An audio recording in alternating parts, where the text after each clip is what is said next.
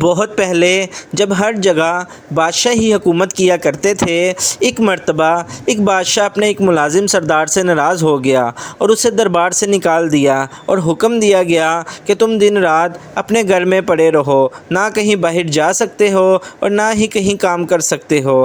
یہ بظاہر معمولی حکم تھا، کیونکہ دن رات گھر میں پڑے رہنا، کچھ کام کاج نہ کرنا اور فارغ وقت گزارنا بہت مشکل ہوتا ہے۔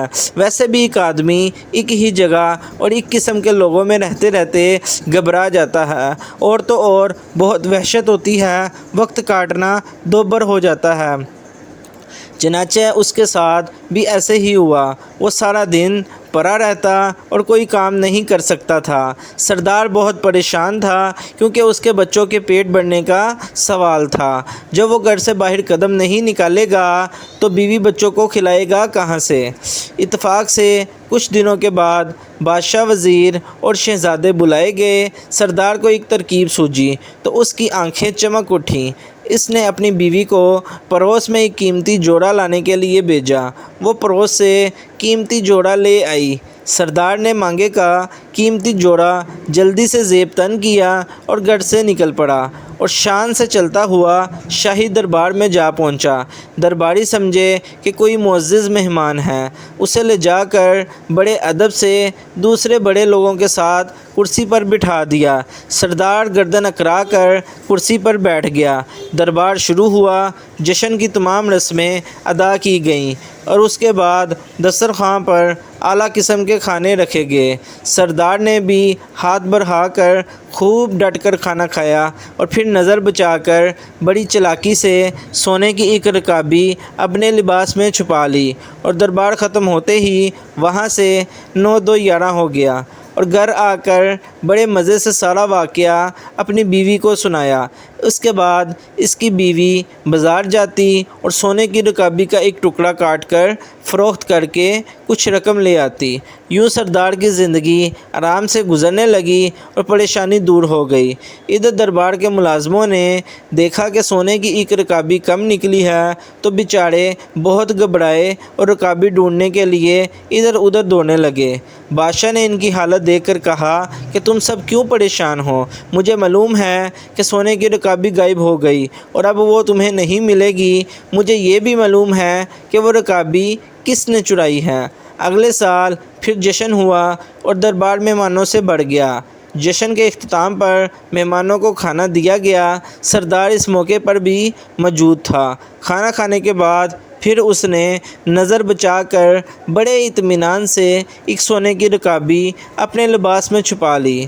دربار ختم ہوا تو مہمان جانے لگے تو سردار بھی محل کے دروازے سے باہر نکلنے لگا کہ اچانک بادشاہ سامنے آ گیا۔ بادشاہ کو دیکھ کر وہ بہت سٹ پٹایا اور گھبرا کر ادھر ادھر دیکھنے لگا۔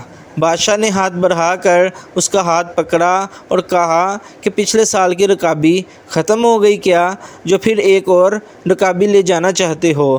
یہ سنتے ہی سردار کے ہوش اڑ گئے اور خوف کے مارے کانپنے لگا۔ آخر کار بادشاہ کے قدموں پر گر پڑا اور کہنے لگا، حضور کے حکم کی تعمیل میں مجھے میرے گھر میں بند کر دیا گیا تھا۔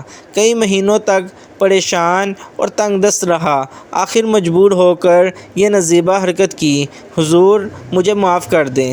بادشاہ کچھ دیر سوچتا رہا، پھر کہنے لگا کہ اچھا، ہم نے تمہیں معاف کیا اور تمہاری ملازمت بھی بحال کر دی۔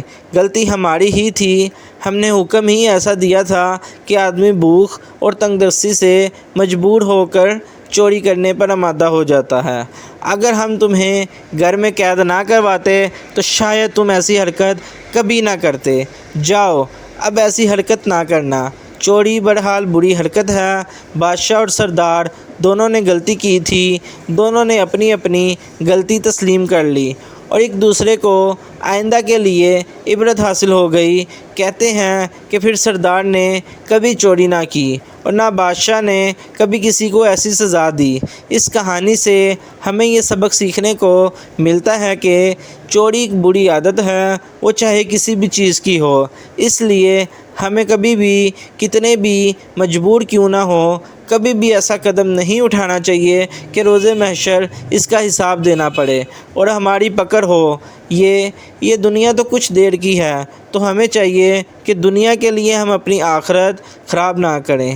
امید ہے ویڈیو سے آپ نے بہت اچھا سبق سیکھنے کو ملا ہوگا۔ ویڈیو پسند آئے تو چینل کو سبسکرائب کرنا مت بھولیے گا اور بیل آئیکن کو ضرور دبائیے گا تاکہ مزید آنے والی ڈیلی ویڈیوز آپ کو بر وقت ملتی رہیں، اور ہمارے فیس بک پیج کو جو کہ اسی نام سے ہے، ہانی اسٹوریز ٹی وی کے نام سے، اس کو بھی جا کر لائک ضرور کیجیے گا۔ لنک میں ڈسکرپشن میں ڈال دوں گا اس کا، اور ویڈیو کو زیادہ سے زیادہ شیئر کیجیے گا اپنے فرینڈز اور فیملی ممبرز میں۔ ملتے ہیں کل ایک نئی ویڈیو کے ساتھ، تب تک کے لیے اپنا بہت سارا خیال رکھیے گا، مجھے دعاؤں میں ضرور یاد رکھیے گا۔ اللہ آپ کا حامی و ناصر ہو۔ اللہ حافظ۔